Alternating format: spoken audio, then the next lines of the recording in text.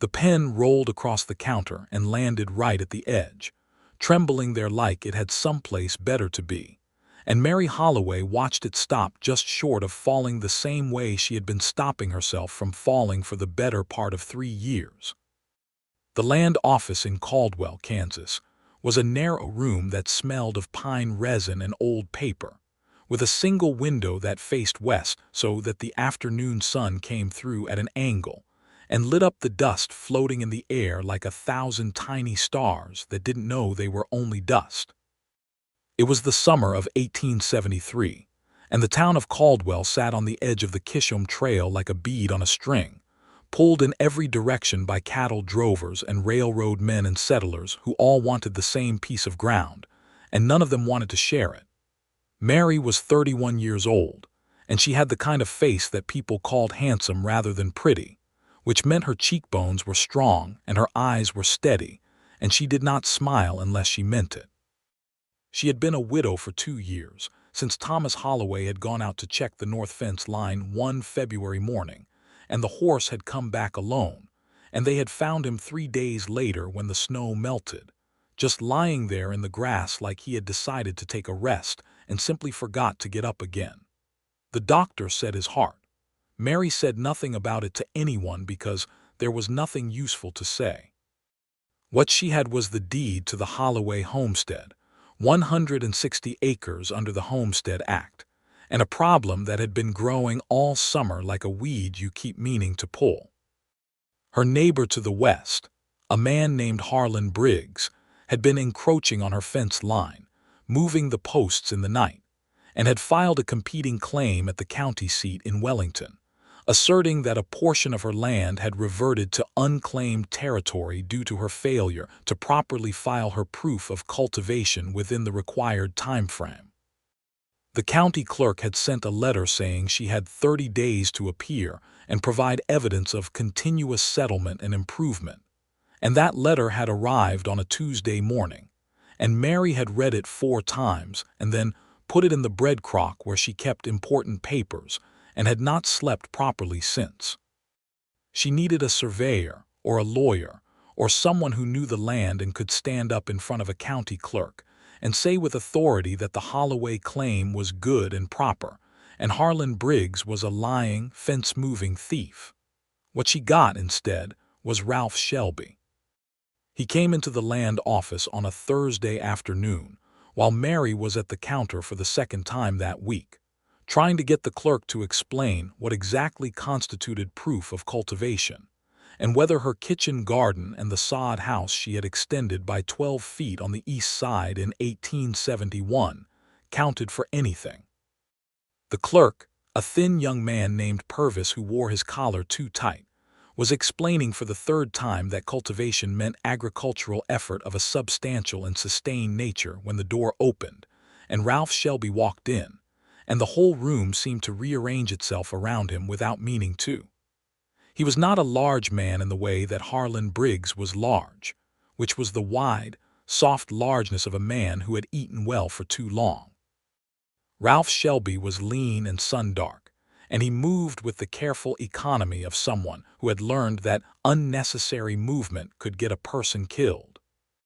He was 34 years old, though he looked older in the eyes and younger somehow in the set of his mouth, which had not lost the shape of a man who had once laughed easily.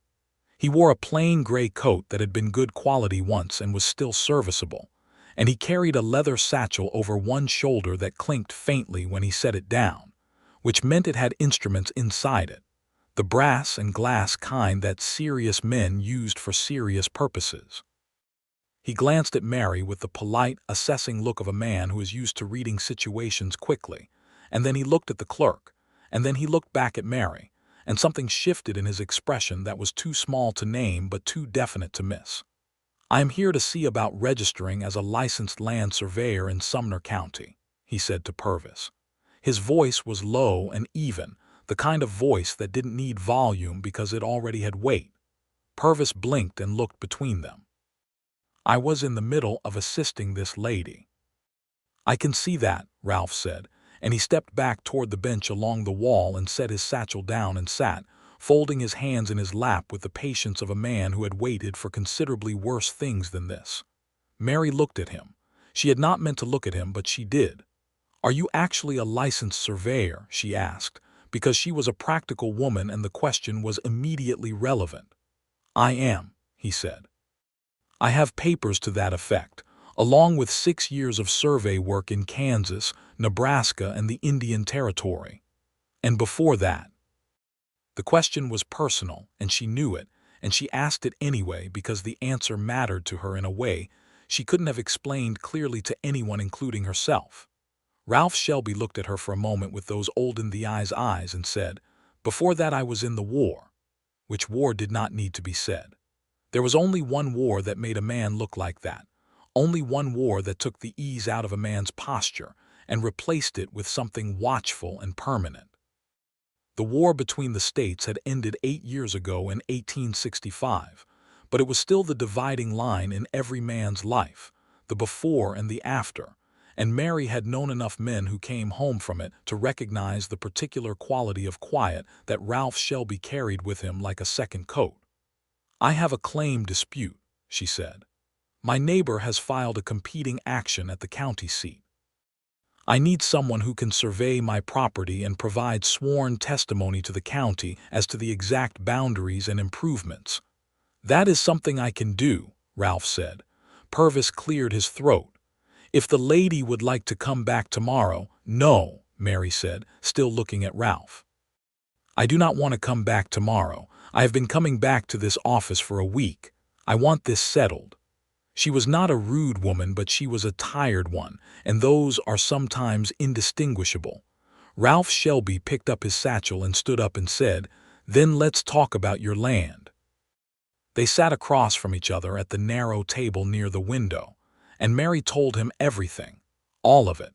The way the fence posts had been moved no more than 2 or 3 feet at a time, so that each individual instance seemed like nothing, but the accumulated drift over 2 years had pushed her western boundary almost 40 feet east of where it belonged. She told him about Harlan Briggs's claim filing and the letter from the county seat. And she told him about the kitchen garden and the sod house extension, and the small orchard she had put in along the creek in the spring of 1872. 12 apple trees from a nursery in Wichita that had cost her more than she could easily afford, but that she had planted anyway, because she had decided that she was going to be on that land long enough to see them bear fruit. Ralph listened to all of this without interrupting her, which was not something men did often. He had a small notebook in his satchel and he wrote in it as she talked, not the nervous shorthand of someone afraid of missing something, but the measured notation of a man who already understood the shape of the problem and was simply recording the details for later precision. When she finished, he said, "How many acres did you say the original plat covers?" 160. "The northeast quarter of Section 14, Township 31, Range 3 West." He looked up from his notebook. "You know your plat description. I learned it the week Thomas filed the claim in 1868. I was not going to forget it." Something moved through his expression again, that indefinable thing she had noticed earlier. It might have been respect. "I will need a full day on the property, morning to evening. I will bring my transit and chain, and I will resurvey the entire quarter section and document every improvement and permanent fixture." "When can you come?" "Saturday," he said, "if that suits you." "Saturday suits me very well." She paid him his fee, which was $2.50 for the day's survey work plus another $1.25 for the written report and sworn affidavit. And she stood up and extended her hand the way she would have extended it to any man she was doing business with. And Ralph Shelby stood up and took it. And when he shook her hand, she felt the roughness of his palm and the calibrated firmness of his grip. The kind of handshake that comes from a man who respects the person he is shaking hands with. And something about that small, practical gesture nearly undid her entirely, because it had been a long time since anyone had shaken her hand like she was a person worth the effort. She rode home along the South Road with her horse moving at a steady walk, and the evening light going amber and long across the grass. and she thought about Ralph Shelby's voice, and the way he had sat down without being asked, and the fact that he had not once told her that a woman managing a homestead alone was unusual or inadvisable, which every other man in Caldwell seemed to feel was a necessary observation to make at regular intervals. She did not allow herself to think anything further than that, because she was a practical woman, and practically speaking, she had 30 days to resolve a land dispute and no time whatsoever for anything that wasn't directly useful. Saturday came bright and dry with a west wind that pressed the tall grass flat in long, running waves, and Ralph Shelby arrived at the Holloway homestead at 6 in the morning, which was exactly when he had said he would arrive. He had a dark bay horse that he called nothing in particular, or at least nothing that Mary heard him call it, and the leather satchel, and a coiled surveyor's chain that he carried over one shoulder, and he arrived looking like a man who had slept well and was ready for work, which Mary suspected was not entirely true, but which she appreciated as a form of courtesy. She had coffee ready, and she poured him a cup at the kitchen table, and he sat down and looked at the kitchen the way a surveyor looks at everything, assessing and recording, and she saw him take in the clean floor and the stove that had been recently blacked, and the shelf of canned preserves along the east wall, 12 jars of apple butter, and 8 of tomatoes and 6 of pickled beets, and she saw him see the single chair pulled close to the single lamp, and the small bookshelf with 3 books and a Bible. And she understood that he was reading the room the same way she had been reading him, which was simultaneously uncomfortable and reassuring. "How long have you been managing the place alone?" he asked. 2 years, she said, "since my husband passed. That is a long time to run 160 acres. I have a hired hand, Eli Kramer. He works 3 days a week. The other days I work it myself." Ralph looked at her steadily. "And Briggs has been moving fence posts the whole time." "Yes, I believe he started within 6 months of Thomas's death." She set her coffee cup down carefully. "He is the kind of man who tests what he can get away with." "I know the kind," Ralph said, and there was something in his voice that made her think he knew that kind in ways that went well beyond cattle disputes. They went out together into the morning, Ralph with his transit on its tripod and the surveyor's chain and his notebook, and he began at the northeast corner, which was marked by a limestone post that the original survey had set, and he worked his way south, and then west, and then north, moving with methodical, unhurried precision, setting up the transit and taking readings and moving on, and Mary walked with him because she owned the land and she wanted to understand what was being done with it. And also because she found that she did not want to go back to the house and be alone with the silence.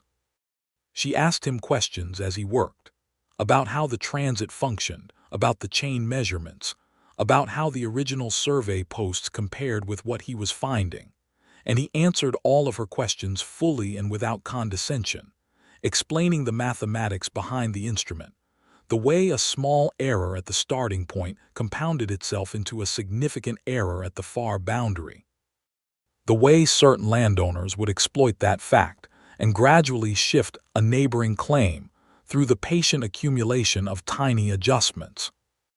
"It is not uncommon," he said, kneeling beside the southwest corner where there was a shallow depression in the ground that should have had a limestone post, but had instead only an old wooden stake that had rotted down to nearly nothing. "A man who moves a post 4 feet at a time twice a year has moved it 40 feet in 5 years and can claim he never touched it. Can the county clerk see this?" Mary asked, looking at the rotted stake. "The county clerk will see my sworn affidavit stating that the limestone post described in the original survey plat is missing, and that the current fence line is 43 feet east of the true boundary, as established by my resurvey. The clerk will also see the original field notes from 1868, which I intend to request from the county seat, because those notes will describe the corner markers in detail." He stood up and wrote in his notebook, "Briggs cannot dispute mathematics, Mrs. Holloway. That is the thing about surveying. The numbers do not care what a man wants." She stood in the light of the late morning and looked at her land, all of it. The gently rolling grass that went amber and then green depending on how the light hit it. The creek line visible to the south as a dark thread of cottonwoods and willows. The sod house with its extended eastern room and its kitchen garden. The small dark shapes of her apple trees in their row along the creek bank. And she felt something loosen in her chest that had been clenched so tight for so long she had forgotten it was there. "Mr. Shelby," she said, "I am grateful to you." He looked up from his notebook and met her eyes and said, "The work is not done yet." "I know, but I am grateful anyway." They ate lunch at the kitchen table, cold biscuits and salt pork and the last of the morning's coffee, and Ralph told her a little about his survey work, about the different territories he had worked in, about a particular stretch of the Indian Territory where the land was so flat, and the sky so vast that a man using a transit could see for 15 miles in every direction and feel simultaneously very large and very small. He told it with a dry, quiet humor that surprised her, a sudden lightness in his description of trying to read instrument bearings in a 30-mile-an-hour wind, while standing in the middle of an open prairie with no shelter for a full day's ride in any direction. And Mary laughed, actually laughed. And the sound of it startled her a little, because it had been a while since she had laughed at a table with another person. Ralph heard the laugh and looked at her, and something in his expression went softer than it had been, like a fist opening, and then he looked back down at his biscuit and said, carefully, "You have a good laugh, Mrs. Holloway." She did not know what to say to that. She said, "Thank you," and stood up to clear the plates, and her hands were perfectly steady, which she was proud of. He finished the survey in the late afternoon, just before 5 o'clock, standing at the northeast corner where he had started, closing the loop, and he checked his calculations against the morning's starting figures and nodded once, the nod of a man whose numbers have come back correct. 43 feet and 4 inches, he said. The encroachment is 43 feet and 4 inches along the entire western boundary, consistent from the northwest corner to the southwest corner. It was done deliberately and carefully. This did not happen by accident. Will it hold up at the county seat? Against a man who has no formal survey backing his counterclaim? Yes, it will hold up. He folded his notebook and looked at her. "I will have the written affidavit ready by Tuesday. You should bring it to Wellington no later than next Thursday to ensure you are within the 30-day window. I can ride to Wellington. I will accompany you," he said, "if you want a witness who can speak to the survey methodology." She looked at him for a moment in the evening light, with the west wind moving her hair loose from its pins, and she said, "I would appreciate that very much."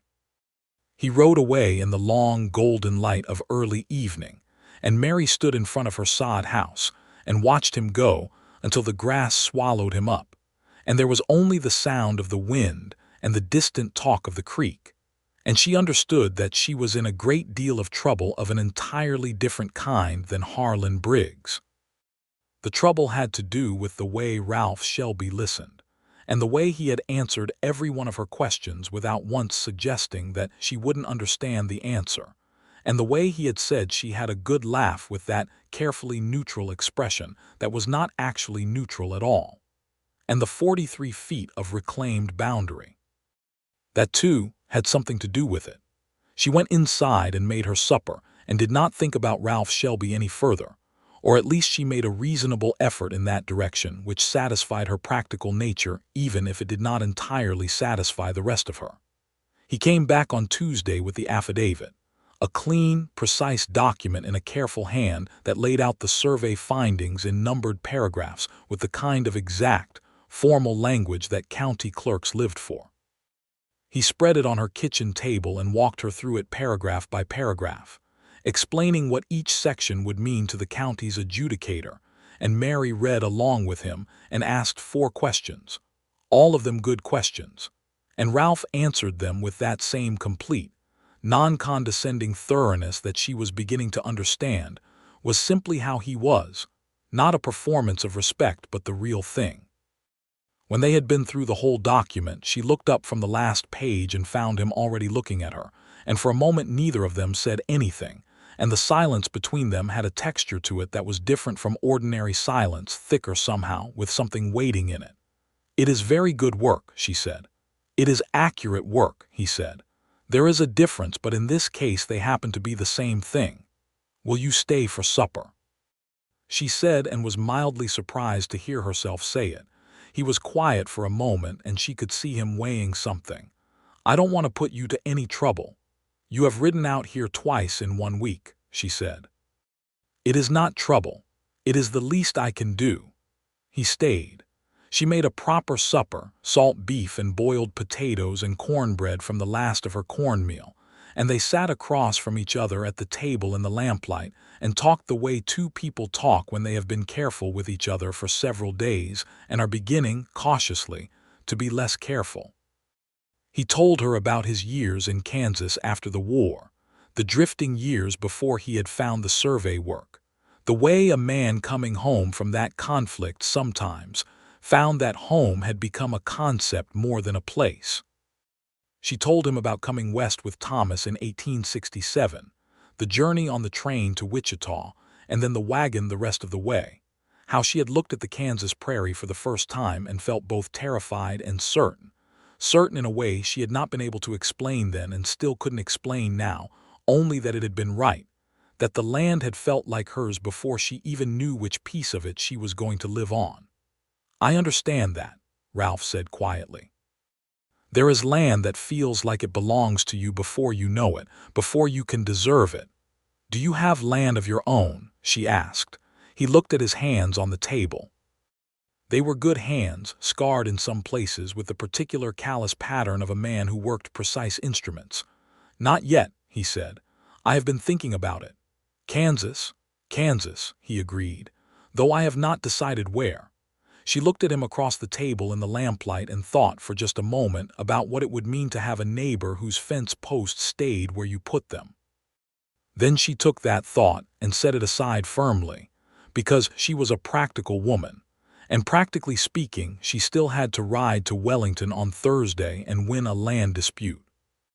On Thursday morning, she was dressed and ready at 7 o'clock, with the affidavit in a leather folder in her saddlebag, and her good black coat on and her hair properly pinned. And Ralph arrived at exactly 7 o'clock with his dark bay horse and his own copy of the survey documents, and they rode to Wellington together, which was a ride of about 12 miles along the South Road. The riding gave them time to talk without the formality of a table between them, and Mary found that she liked Ralph on horseback in the particular way that you can only learn about a person when you are moving alongside them through open country.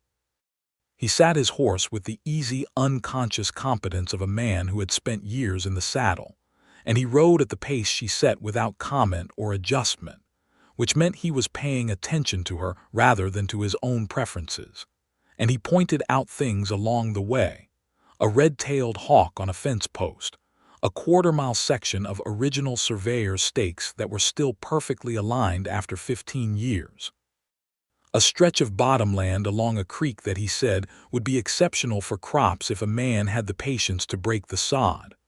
"Or a woman," Mary said. He looked at her sideways and smiled, a real smile, not the polite approximation of one. It changed his whole face, that smile. She had suspected it would. "Or a woman," he agreed. The hearing at the Sumner County Courthouse in Wellington was not a dramatic affair. It was a small room with a county land adjudicator named Hargreave, a gray-haired man with spectacles and the resigned patience of someone who had seen every variety of claim dispute that the Kansas prairie could produce. Harlan Briggs was there with his own document, a hand-drawn map that purported to show the disputed boundary, drawn in pencil with no mathematical notation and no reference to the original survey plat. Hargreave looked at Ralph's survey affidavit for a long time. Then he looked at Briggs's pencil map. Then he looked at the original 1868 field notes that the county office had on file, which described the limestone corner markers in specific and measurable detail. Then he looked at Briggs over his spectacles with the expression of a man who does not appreciate having his time wasted. "Mr. Briggs," he said, "the limestone corner post described in the original survey field notes is documented as missing in the resurvey conducted by the licensed surveyor retained by Mrs. Holloway. The replacement wooden stake found on the property does not correspond to the legal boundary as described in the original survey. Your counterclaim is not supported by any formal survey evidence." Briggs stood up and said something about how he had been working that ground for years and a line on a piece of paper didn't tell the whole story of a man's honest labor, and Hargreave let him finish and then said, flatly and without any particular heat, "The claim of Mrs. Mary Holloway for the northeast quarter of Section 14, Township 31, Range 3 West is upheld as stated in the original filing. Your counterclaim is dismissed. Good day." Mary stood outside the courthouse in the Wellington sunshine with the adjudicated ruling in her hand, a single page with Hargreaves' signature at the bottom, and she felt the loosened thing in her chest open all the way out, like a door swinging wide onto a room full of air. Ralph stood beside her on the courthouse steps. Briggs had already gone, walking fast with his shoulders up, and the street was ordinary and busy with the Thursday commerce of Wellington, freight wagons and horses, and a group of cattle drovers heading toward the rail depot. "It is done," Ralph said. "Yes," she said. She was looking at the ruling, and she was not going to cry, because she had not cried in 2 years, and she was not going to start on a courthouse steps in Wellington in front of a man she had known for less than a week. But the relief was enormous, bigger than she had understood the dread to be, and it pressed up behind her eyes, and she breathed slowly and carefully until it settled. Ralph was quiet beside her for a moment, and then he said, "Mrs. Holloway." She looked up. "Would you allow me to buy you a meal?" he said. "There is a decent eating house on the main street. It seems appropriate to celebrate a proper outcome." She looked at him, and he was looking at her with that expression again, the one that was carefully composed and yet not quite successful at concealing the thing underneath it, the thing that looked remarkably like hope, and she thought, "I am in so much trouble." "Yes," she said, "I would like that." They ate at the Wellington eating house, beef stew and fresh bread and a piece of apple pie each, at a table near the window with the afternoon sun coming through the glass and laying a warm patch across the table between them. They talked for almost 2 hours. They talked about the land, and about the war, and about her years with Thomas, and about where each of them had come from before Kansas had claimed them. Ralph was from Missouri originally, from a farming family outside Springfield, and he had gone into the Union Army at 18 in 1862 and come out of it at 21 in 1865, and had been, as he put it in the careful neutral way he had of describing things that had cost him something, somewhat at a loss for a period of time afterward. "What did the war take from you?" she asked, because she asked direct questions. He was quiet for a moment. "Several things," he said. "The specific item I notice most often is that I lost the habit of writing my own name." She looked at him, not sure she understood. "How do you mean?" He turned his coffee cup in his hands. "In the war, in the army, you signed documents constantly. Orders, supply requests, letters home. My own name. I signed it hundreds of times over 4 years. And then the last year of the war, there was an engagement near Atlanta where my regiment took serious casualties over 3 days, and a number of the men I had been with since the beginning were gone, and the officer in charge asked us to sign a document after, a casualty report of some kind, and I picked up the pen and I could not make the letters. I sat there for several minutes and I could not make my hand form my own name." He said it evenly, without drama, which made it more affecting than if he had been emotional about it. "Did it come back?" she asked quietly. "Partially," he said. "I can sign documents, survey certificates, legal instruments, but I use a mark, an R and an S, a contraction. I have not written my full name out all the letters since before that day in Georgia." He paused. "It is a small thing." "It does not sound small," she said. He looked at her. "No," he agreed. "I suppose it does not." Outside the window, Wellington went about its business, and the afternoon light moved slowly toward the west, and Mary thought about a 20-year-old boy in Georgia who had lost his name and a 34-year-old man who was still looking for it. They rode home along the South Road as the sun went down ahead of them, painting the sky in layers of orange and pink and a deep, astonishing purple at the upper edge. And Mary thought about the apple trees along her creek and the 12 jars of apple butter on her shelf, and the 160 acres that were definitively and mathematically hers. And she thought about Ralph Shelby riding beside her in that easy way. And she thought that she was a practical woman, and she had also been lonely for a very long time. In the weeks that followed, Ralph found reasons to be in the vicinity of the Holloway homestead with some regularity. He was doing survey work in the county. There was always survey work in the county in the summer and fall of 1873, and the South Road ran past the Holloway Lane, and he would stop sometimes in the evening on his way back toward Caldwell and lean on the fence post at the lane entrance, and Mary would be in the garden or on the porch. And they would talk across the fence in the evening light, like two people who had accidentally discovered that the best part of the day was when the other one arrived at it. He helped her one Saturday when the sod on the eastern room's roof had begun to let water through and needed to be relayed, and he was good with the work, methodical and careful, the same way he was with everything. And when they were done, they sat on the roof in the late afternoon, which was an odd place to sit, but also an excellent one because from up there you could see the full sweep of the quarter section, all 160 acres. And the creek line and the apple trees and the far fence posts that were back where they belonged. "It is good land," Ralph said. "Yes," said Mary. "The apple trees will be bearing in another year or two. I know, I planted them with that in mind." He looked at her sideways, that half-smile. "You plant trees with a long view. You have to," she said.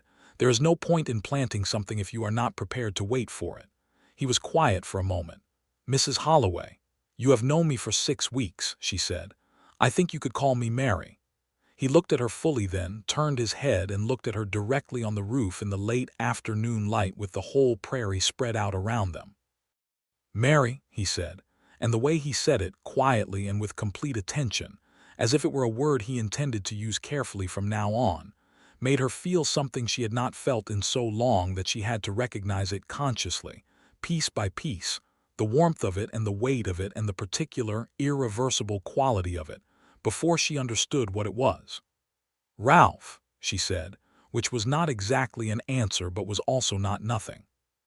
He nodded once, that deliberate nod, and they sat on the roof until the light was nearly gone. Over the following weeks, their acquaintance had the quality of something growing toward the light, not in a hurry, but inevitably.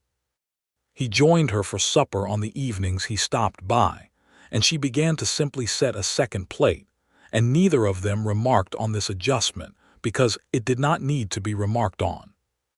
He brought her a new surveying manual from Wichita one evening, a thick volume with detailed diagrams, because she had mentioned wanting to understand the instrument calibration better, and she received it with genuine pleasure and read large portions of it over the following days, and then asked him about what she had read, and they had an extremely good argument about the relative merits of different transit designs that lasted an hour and a half and left both of them energized and laughing. He told her more about Missouri, about his family, his parents who were both gone now, a younger brother named James who had also survived the war and was farming near Springfield. He told her about the 4 years of the conflict in pieces, never all at once, but gradually, the way you tell something that still has weight to it, testing the weight before you pass it to another person. She told him about her own family, her father's farm in Ohio, the 7 siblings, the sense she had always had that the frontier was waiting for her, not as a romantic notion but as a practical fact that she was built for a kind of life that Ohio could not provide, a life with space in it, a life where the land was new enough that a person's effort actually showed on it. "You were always going to come west," he said. "Yes," she said. "I knew it before Thomas did. He took some convincing. But he came. He came, she said, and she said it simply, without grief and without dismissal, only with the accuracy of a woman who had loved a man imperfectly and well, and had not stopped loving him when he died, only stopped expecting him to be there. In October the nights turned cold and the grass went gold, and the apple trees along the creek let go of their leaves one at a time in the wind, and Mary and Ralph had been part of each other's ordinary days for 3 months. The whole thing had a quality of rightness to it that she had stopped arguing with, a feeling like the feeling she had looking at the Kansas prairie for the first time, certain and quiet and too large to explain. One evening in late October he arrived at the lane when the air had the particular clarity of cold coming and the stars were visible early, and they sat on her porch in their coats, and he said, not looking at her but looking out at the land, "I have been thinking about making an application for a homestead claim." She said nothing, waiting. "There is a section adjacent to the north boundary of your quarter section," he said. "The northeast quarter of section 11. It is unclaimed. Good land. Good water, I think, given the creek drainage patterns. I looked at it last week." She was looking at the evening star, which was bright and unwavering above the western horizon. "That would make you my neighbor to the north," she said. "It would," he said, "if that would not be unwelcome." She turned her head and looked at him. He was looking at the land, not at her, with that careful, controlled expression that she now knew was him managing the distance between what he felt and what he showed. "Ralph," she said. He looked at her. "It would not be unwelcome," she said. He held her gaze for a long, steady moment, and then he looked away again, and she could see that he was working up to something larger than a homestead filing, and she was content to let him work up to it because she was a patient woman when the thing being waited for was worth the waiting. "I find that I do not want to simply be your neighbor," he said. "I want to say that clearly so that we are not working at cross purposes." "We are not working at cross purposes," she said. He turned toward her fully then, turning in his chair to face her directly, and his expression had lost its careful control and was simply open and wanting and human, and it was the most she had ever seen of him at once. "Mary," he said, "I am a man who has been more or less adrift for 8 years. I am not without means, but I am not wealthy. I have a satchel of survey instruments and a horse, and enough saved to file a homestead claim and put up a small structure. What I am offering is not a great deal from any objective standpoint." "From what standpoint are you offering it?" she asked. "From the standpoint," he said, "of a man who has found, unexpectedly and without any intention of doing so, the one person whose company makes him feel that the world is arranged correctly." The stars were coming out now, one after another, pricking through the deep blue of the sky, and the prairie was very quiet around them, and Mary looked at Ralph Shelby's face in that quiet, at the lines in it that the war had put there and the openness in it that he was allowing her to see, and she said, "I find, Ralph, that when you are not here the day has a quality of incompleteness. I find that I have been setting a second plate without being asked. I find that I planted those apple trees to have something to wait for, and then stopped needing to look forward to them specifically, because you arrived and gave me something considerably more immediate to be interested in." He looked at her. "Yes," she said, because she was a practical woman and some things did not need more words than that.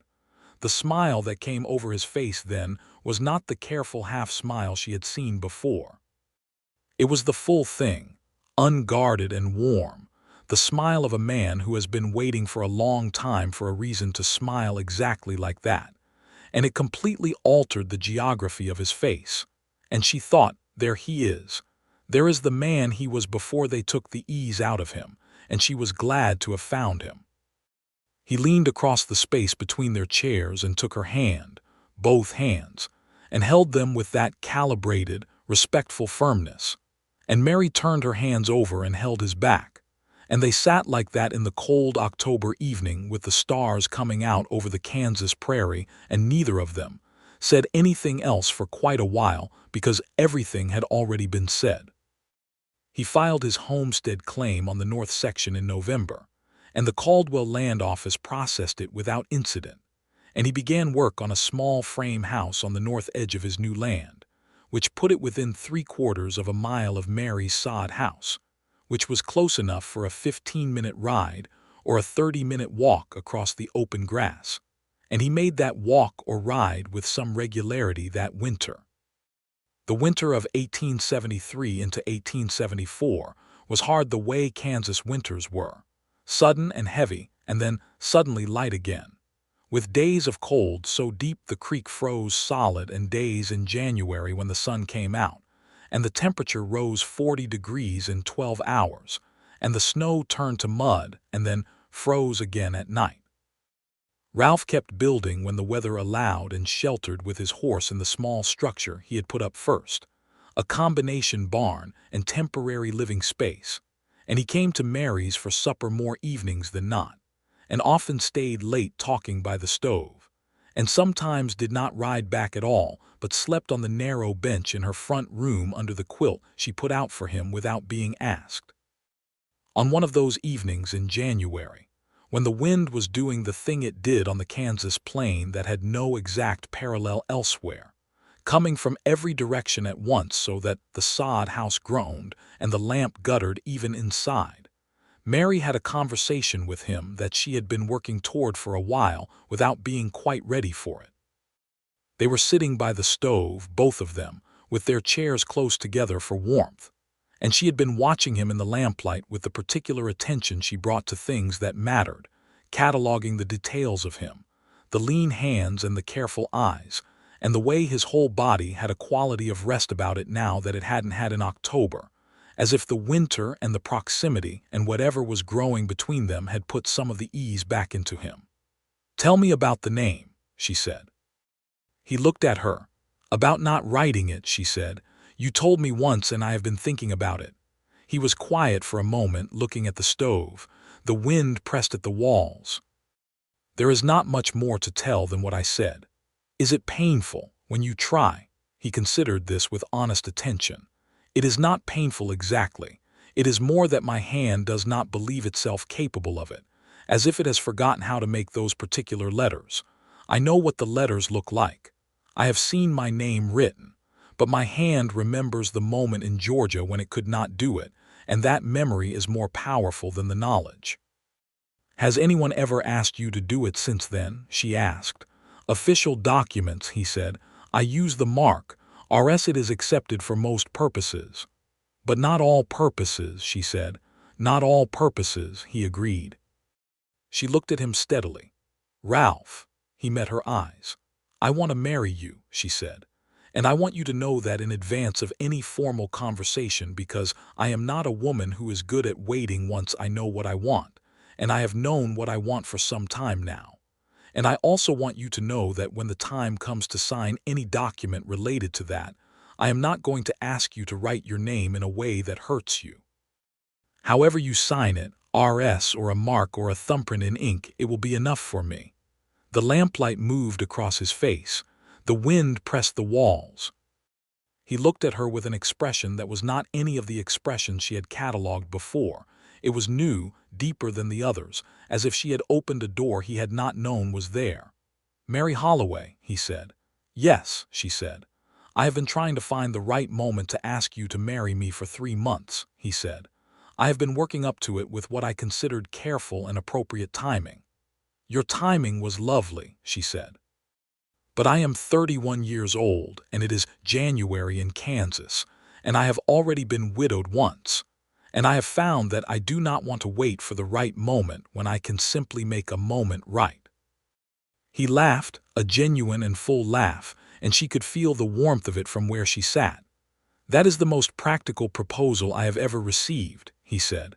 "I am a practical woman." "You are," he said. "You are also," he paused, looking at her with that open, unguarded expression that she had been collecting like a miser collects gold coins, "the most remarkable person I have known in my adult life. You took 43 feet of land back from a man twice your size through sheer mathematical accuracy and conviction. You plant apple trees with a 40-year view. You set a second plate before anyone asks for one." He reached across and took her hand.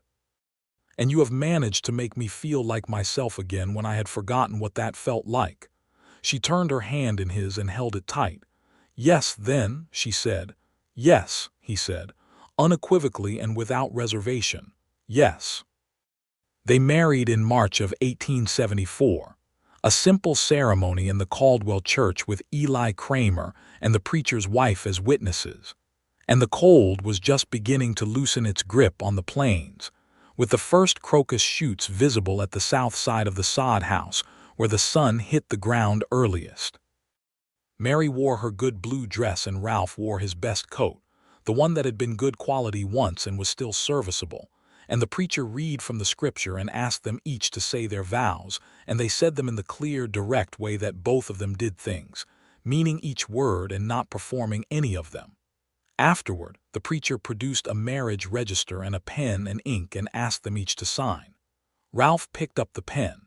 Mary watched him. He put the nib to the paper, and she could see, because she was watching closely, the way his hand slowed and the slight tightening in his jaw that meant he was fighting the 8-year-old memory in Georgia. She did not say anything. She did not reach for his hand or tell him he did not need to. She simply waited because she had told him in January that however he signed it was enough, and she meant it, and she was going to let him make his own choice. He sat with the pen touching the paper for a long moment. Then slowly, very slowly, he began to write. R and then I and then L, and each letter came as if he were lifting it from somewhere deep and carrying it to the surface, each one separate and deliberate and present. His hand shook. She saw it shaking, not dramatically but truly, a fine trembling along the wrist and the fingers, as if the weight of the letters was physical. But he did not stop. He kept going, P and H and then a space and then S, and the full name came out. Letter by letter, slow and shaking and real, Ralph Shelby, written out completely for the first time in 9 years, right there in the Caldwell Church marriage register in the cold March light. When he finished, he set the pen down and sat for a moment without moving. Mary reached over and put her hand over his on the table, over the hand that had been shaking, and she held it. He turned his hand over and held hers. "Ralph Shelby," she said softly, reading what he had written. "Yes," he said. His voice was not entirely steady. "That is your name," she said. He looked at the register, at the careful, shaking letters of his own name, and she could see something passing through him, the full length of the 9 years, the before and the after, and the possibility of a new orientation that was neither of those things. "Yes," he said, "it is." She leaned over and kissed him, right there in the church with the preacher and Eli Kramer and the preacher's wife watching. A real kiss, deliberate and warm and full of the same quality of certainty she had felt about the Kansas prairie all those years ago. And Ralph cupped her face with that hand that had just written his name and kissed her back. And the March light came through the church windows at an angle and lit up the dust in the air like 1,000 tiny stars. They went home together, to her sod house, which was now their home until Ralph's frame house was finished in the spring. And Mary made a good supper, and they sat at the table that now had 2 plates permanently set, and they talked until the lamp burned low, and everything was exactly as it should be. Spring came quickly that year, the way Kansas spring sometimes did, not gradually but all at once, as if the land had been holding its breath and suddenly let it out in one long green exhale. Ralph's frame house went up in April, a good solid structure with 2 main rooms and a proper wooden floor and windows on 3 sides that he had ordered from a lumber operation in Wichita, real glass windows that caught the light, and moved it around the interior in a way that made Mary stand in the middle of the room on the day they were installed and simply look at the shifting light for a long time. She kept the sod house too. They both agreed on this. It had been her first home in Kansas, and it was paid for and sound, and she had extended it herself and planted a kitchen garden beside it, and it made more sense to use it as a second structure, for storage and for the hired hand's use, than to let it go to ruin. Eli Kramer, who had been working Mary's land 3 days a week for 2 years, agreed to take on full-time work for the combined holdings of the Holloway and Shelby claims, now merged into a single working property of 320 acres, and Ralph paid him a fair wage and treated him with the same straightforward respect he brought to every arrangement. The spring and summer of 1874 were good ones. The crops did well, the kitchen garden produced abundantly, and the apple trees along the creek finally, in that warm, wet summer, showed the first real signs of impending production. The small, swollen nodes at the branch tips that meant next year, maybe the year after, there would be actual apples on Mary's trees. She stood among them one August morning and put her hand on the bark of the oldest one, the first she had planted, and felt something sweet and satisfied move through her. Ralph came up behind her and stood close, and she leaned back against him slightly. "Next year," she said. "Maybe the year after," he said. "I planted them knowing it would take time," she said.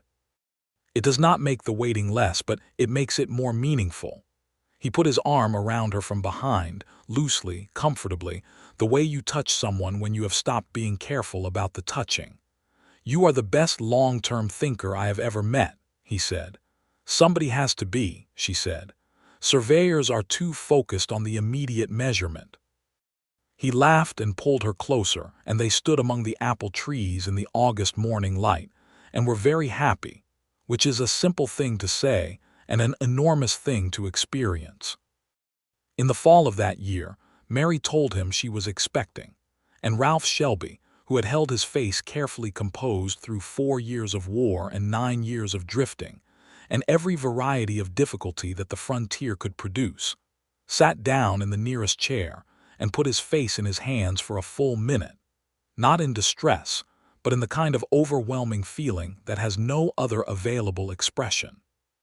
When he lifted his face, his eyes were wet, and he was not apologizing for that, and he looked at Mary, who was standing in front of him with her hands clasped in front of her, and that steady, serious expression that he loved more than almost anything, and he said, "Mary." "Yes," she said. He stood up and held her, simply held her for a long time, his arms around her and his face against her hair, and she held him back, and outside the window the Kansas autumn was doing its magnificent dying thing, all gold and amber, and that particular late afternoon light that made every leaf look like a small fire. The pregnancy proceeded well through the fall and winter. Mary continued working the property with Eli, and with Ralph beside her when he was not doing survey work, and she was not a woman given to delicacy or complaint, though she did develop a strong opinion about the smell of the coffee Ralph brewed in the mornings during the first months, which she expressed clearly and which he accommodated without any fuss, switching to a lighter roast and brewing it with the door cracked until the smell had dissipated.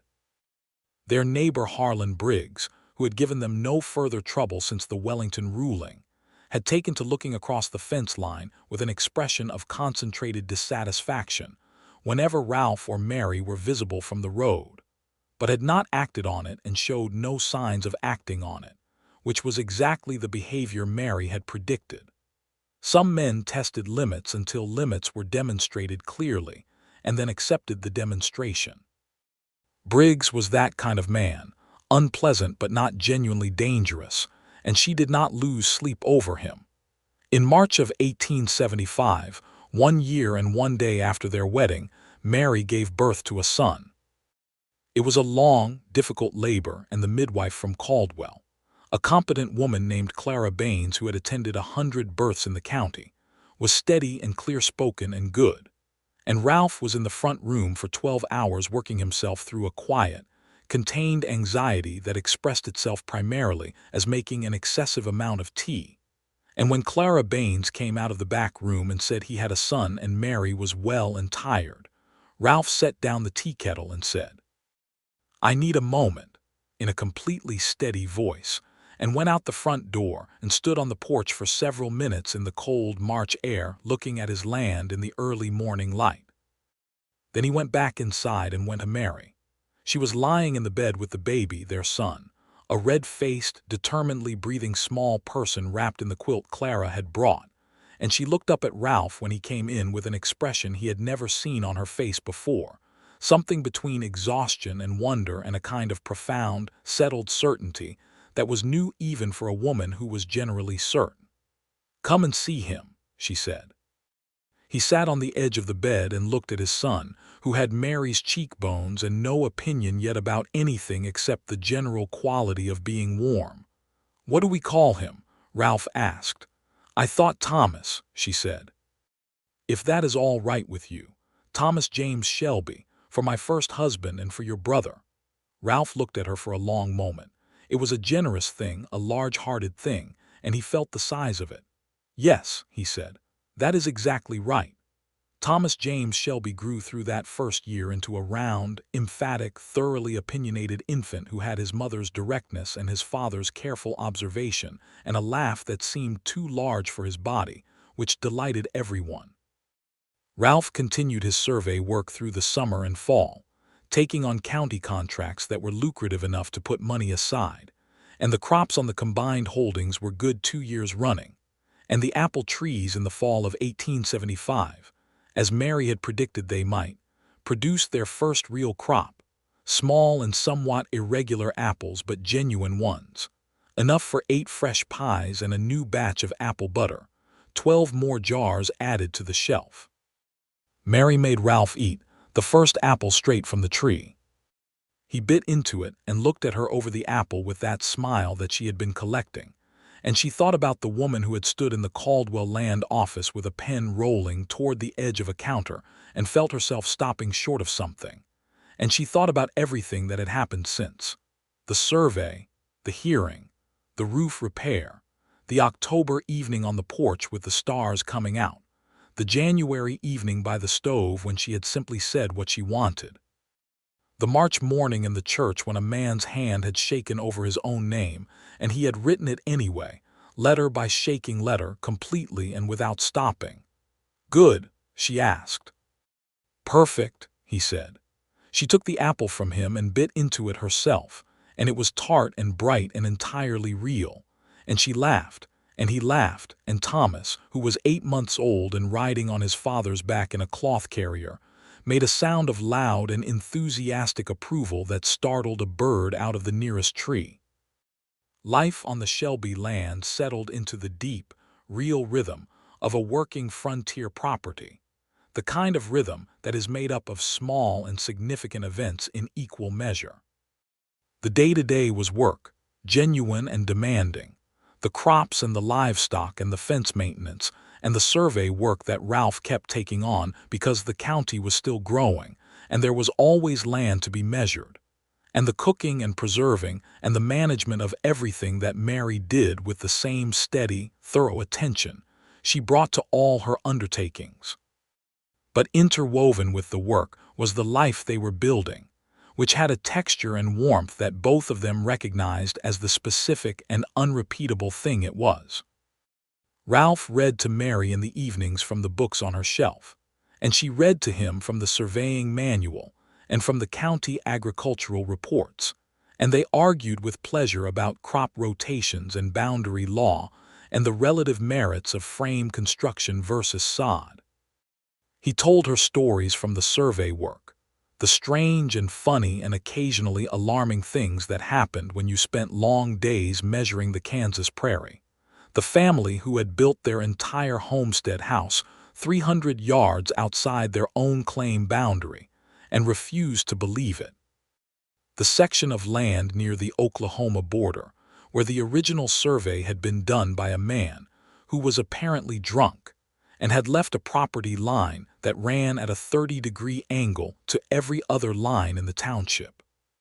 She told him about the conversations she had with Clara Baines and with the other women in the Caldwell area, about the formal church socials she attended with Thomas on her hip and Ralph's hand occasionally at her back, a small, warm, proprietary pressure that she had come to depend on without having intended to. She told him about the letters from her family in Ohio, her mother and 2 of her sisters, who had begun writing more regularly since the marriage, and expressed a varying mixture of relief that she was no longer alone on the frontier and concern that she was so very far away. "Would you want to go back?" he asked once carefully, because it was a careful question. "To Ohio?" She thought about it honestly, which was the only way she thought about anything. "No, this is my land. This is where I belong." She paused. "But I would like for them to come here someday, to see it." "We'll have them come," he said, "when the house is fully done and the east room is added." He was already planning an addition to the frame house, a proper east bedroom for Thomas, and wherever it was that the family went from here. And he drew the plans himself in his precise, calibrated way, dimensioned to the inch, annotated with notes about materials and construction sequence. In the spring of 1876, Ralph was awarded a substantial survey contract with the Kansas Pacific Railroad, who were extending their line and needed detailed land surveys of a 40-mile corridor south of Caldwell, which was the kind of contract that meant money enough to finish the house and pay off the last of the homestead filing fees, and put a real start into the savings that would eventually mean cattle, more land, a deeper foundation under everything. He was gone for stretches of 2 and 3 weeks for most of that spring and summer, and Mary managed the property without him and managed Thomas, who was now walking with great determination and a minimal regard for obstacles. And she wrote Ralph letters in the evenings, long detailed letters full of the particulars of the land and the weather and what Thomas had done that day and what she was thinking about and what she missed. And he wrote back. And his letters were careful and honest and full of the things he observed and the things he thought, and, as the summer went on, more openly and warmly than he had been in person, because the distance of a letter gave him room to say things that his careful, measured nature made difficult in the immediacy of a room. In one letter he wrote, which arrived on a Tuesday in July, he said, "I have been thinking about the day you proposed to me by the stove in January of 2 years ago, and I want to say, now at a useful distance, that I understood then that you were the bravest person I had met since the war, and that what I felt that evening was the specific and unmistakable quality of a man who has found, finally, the place he was always supposed to arrive at. I did not say it then as well as I wanted to. I am saying it now." Mary read that letter 3 times and then put it in the bread crock with the important papers, which was where she kept the things she wanted to be certain of finding again. He came home in September when the railroad contract was complete, and Thomas did not immediately remember him, which was a 20-month-old's prerogative. And Ralph sat on the floor at Thomas's level with considerable patience for approximately 20 minutes, until Thomas decided he recognized this person and launched himself with great bodily commitment at his father's chest. And Ralph caught him and held on, and Mary watched from the doorway with that feeling again, the apple tree feeling of waiting for something and having it arrive. That evening, with Thomas asleep and the September night cool and clear outside, they sat on the porch and she gave him his letters back to read, not all of them but the one from July, and he read it and looked at her with a faint expression of a man encountering his own words at a slight remove. "I meant it," he said. "I know you did," she said. "That is why I kept it." He reached over and took her hand. They sat with the stars out over the prairie and the cricket sound from the grass and the distant creek sound, and the frame house solid behind them with its proper glass windows and its new east room that was almost finished, and the 160 acres of the Holloway claim on the south side of the fence, and the 160 of the Shelby claim on the north, and 320 acres between them that they had worked and defended and cultivated and made into something that would outlast them both. "Next spring," he said, "James wants to bring his family out from Missouri. My brother." "Good," she said. "We have room. You have not met them." "I know enough about them from you," she said, "and any family of yours is welcome here." He squeezed her hand. "There is also something I want to tell you," he said. "About the name." She waited. "In the survey office in Wellington last month," he said, "I had to file the railroad survey and sign the certificate. The full document requires a full signature. I signed my full name." He paused. It did not shake. She looked at him in the starlight. "I am telling you," he said, "because I think you should know. Because I think it happened because of you. Because of the church and the register and the way you looked at me when I finished writing it and said it back to me. Ralph Shelby." As if it were a good name, as if it were mine. "It is yours," she said. "It has always been yours." "Yes," he said, "but I had to believe it again."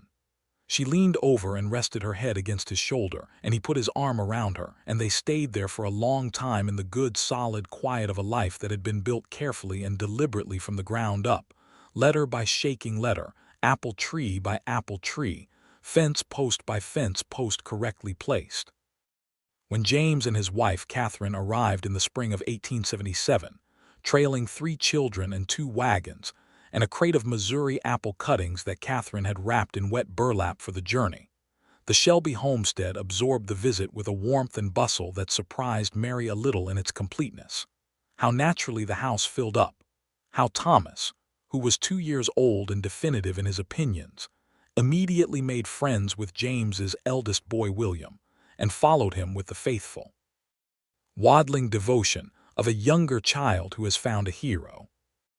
James Shelby was thinner than Ralph, with more of his brother's face and less of his brother's stillness, a man who talked with his hands and laughed at short intervals, and looked at Ralph with an expression compounded of love and relief, and something that might have been a decade's worth of worry released all at once.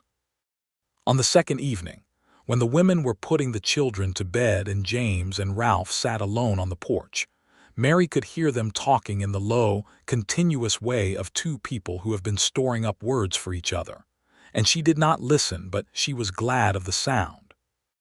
James's wife Catherine was a compact, energetic woman from a farm family near Springfield with red hair, and a flat, practical kindness that reminded Mary pleasantly of herself, and they took to each other immediately with the case of 2 women who recognize in each other the specific quality of someone who does not waste time on pretense. "He writes about you," Catherine told Mary on the first morning, over the breakfast dishes. "James, in his letters to Ralph." He said Ralph's letters changed after 1873, started to sound like a person again. Mary looked at the dishwater. "He was managing," she said. "He was surviving," Catherine said, "which is different. You know what it is to survive a thing." "Yes," Mary said. "Now he sounds like himself," Catherine said. "James said so. I have only known Ralph since this week, but James has shown me the letters and you can see it, the change, the before and after." "There is always a before and after," Mary said. "Yes," said Catherine. "The good fortune is when the after is better than the before." The visit lasted 3 weeks, and when James and Catherine and their children left, heading back east with the empty wagons and the promise of a return visit in the fall, Thomas stood at the fence post and waved until they were gone from sight, which took a while because the prairie was flat and visibility was long. And even after the wagons were invisible, he stood at the fence post with his arms still raised, just in case. Ralph stood behind him with one hand on the boy's back, and Mary stood beside Ralph, and the 3 of them watched the empty road for a moment in the morning light. "He will come back," Ralph told Thomas. "William," Thomas said, meaning his new friend. "William will come back," Ralph confirmed. "In the fall." Thomas lowered his arm, satisfied with this information, and turned and walked back to the house with the determined gait of a 2-year-old who has somewhere to be. And Ralph looked at Mary over the boy's head, and the look between them was easy and warm and complete, the look of 2 people who have been talking and working and living alongside each other long enough that they have developed a private language made mostly of expressions.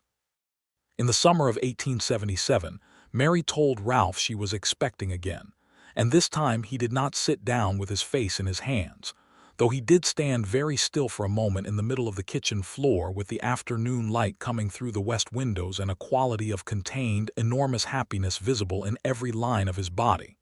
"Good," he said. "Good. Is that all you have to say?" she asked, amused. "I have a great deal more to say," he said, "but I want to find the right words for it." "You have 9 months," she said. He laughed and crossed the kitchen and kissed her, which was the most useful thing he could do with the words he hadn't found yet. Their daughter was born in February of 1878, a cold, still morning with ice on the windows and a clear pale light, and she arrived with considerably less drama than Thomas had, which Clara Baines said was the nature of second children, and she was small and very alert, looking around the room with large, dark eyes as if she were taking inventory. "What do we call her?" Ralph asked, sitting on the edge of the bed again, looking at his daughter with the same overwhelming quality he had brought to looking at his son 3 years earlier. Mary looked down at the baby, who was looking back at her with great seriousness. "Eleanor," she said.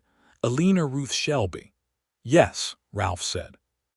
Thomas, who had been allowed to come in and see his sister, stood at the edge of the bed and looked at Eleanor with a combination of fascination and wariness that was entirely accurate, given what siblings were. "She is very small," he said. "You are small," Mary said. Thomas considered this as if it were a philosophical point requiring reflection. "She looks at things," he said. "She does," Ralph agreed. "She takes after her mother." Mary looked up at him with that look he had memorized, the steady, serious look that meant she was pleased but was not going to say so in an obvious way. And he smiled, and she smiled back, and Eleanor looked at both of them with her large, serious eyes as if she were already considering which of their characters to adopt and which to improve upon. In the years that followed, the Shelby homestead became what Mary had been building toward since the February morning in 1867, when she had looked out the train window at the Kansas plain and felt the certainty of it. The apple trees along the creek matured into reliable producers, 12 trees bearing 30, 40 bushels a year of hard, sweet apples, enough for their own use and for selling at the Caldwell market. Ralph's survey work grew with the county, the railroad contracts and the homestead surveys, and eventually a county government appointment as the official Sumner County surveyor, a formal position with a small salary and a great deal of work, and the considerable satisfaction of being the person whose measurements determined what belonged to whom across the whole of the county. He taught Thomas to use the transit when the boy was 9 years old, standing him on a box to reach the eyepiece, and explaining the mathematics with the same patient completeness he had used with Mary all those years ago at the counter in the Caldwell Land Office. And Thomas took to it with the focused intensity of a boy who has found the thing he is naturally built for. He taught Eleanor to read from the same surveying manual that he had given Mary in the fall of 1873, which Eleanor approached at age 5 with the same methodical seriousness she brought to everything, and which she proceeded to memorize in significant portions in a way that delighted Ralph and thoroughly impressed Clara Baines, who happened to be present one afternoon when Eleanor recited a passage about transit calibration from memory, while simultaneously arranging her tin soldiers in a geometrically precise pattern on the kitchen floor. Harlan Briggs sold his property in 1879 and moved to Colorado, which information Mary received with nothing more dramatic than a single nod and a practical note that she would need to know who the new neighbor was going to be before forming any opinions. The new neighbor was a young family named Caldwell, no relation to the town, who were quiet and kept their fence posts where they belonged and eventually became friends. In 1880, on a Sunday in March, which was their 6th wedding anniversary, Ralph brought Mary outside to the front of the house after supper and showed her what he had been doing in the evenings for the past 2 months.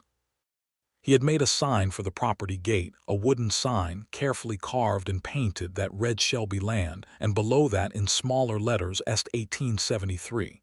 Mary stood at the gate and looked at the sign in the early evening light. 1873, she said. That was the year we met. Yes, he said. I thought that was the right year, not the year of the homestead filing, not the year of the wedding, the year we met. That is when it started. She looked at him standing by his sign in the evening light, this man who had written his name letter by shaking letter in a church register 6 years ago, and had been writing it clearly and without trembling ever since, who had spent 4 years in a war and 9 years drifting, and had then, in a narrow land office in Caldwell on a Thursday afternoon in 1873, walked in and sat down on the bench with the patience of a man waiting for something, and had found, without knowing he was looking for it, the thing that would give him himself back. She stepped forward and put her arms around him there at the gate, which she did not do often enough, or at least he would have said she did not do it often enough, and he held her back with that complete, full-armed hold that meant all of it, everything, the whole accumulated weight and warmth of what they had built. "Ralph Shelby," she said. "Mary Shelby," he said, which was still a thing she felt, even after 6 years. Behind them in the house, Thomas was trying to convince Alina to look through the toy telescope he had gotten for Christmas, and Alina was resisting on the grounds that she could look at things with her own eyes, and their voices carried through the open door in that comfortable, bickering, utterly safe way of children who know exactly where they are. The evening star came out above the western horizon, bright and unwavering, the same star she had looked at on the porch 6 years ago, when Ralph had told her about the north section he wanted to claim, and she looked at it now with the same steady, practical attention she brought to everything. And she thought about the apple trees and the deed and the shaking hand, and the long years between that shaking hand and this evening, at the gate of a property that was called Shelby Land, and had been established in 1873, by a woman who had refused to lose 43 feet of ground and a man who had walked into a land office on a Thursday afternoon and decided, without knowing it, to stop drifting. "Come inside," she said. "There is apple pie." "There is always apple pie," he said. "Yes," she said, "there is always apple pie." They walked back to the house together in the evening light, and the door closed behind them, and through the window the warm lamplight was visible, and the sound of children, and the sound of 2 people who had found each other on the edge of the Kansas plain and had built, carefully and deliberately, and with great mathematical precision, a life that was exactly what both of them had been waiting for without knowing they were waiting for anything. And the stars came out over the prairie, one after another, and the apple trees stood in their row along the creek, and the sign at the gate said Shelby Land, and everything that needed to be known about what had happened there was in those 2 words, and in the year below them, and in the fact that the fence posts were all exactly where they were supposed to be.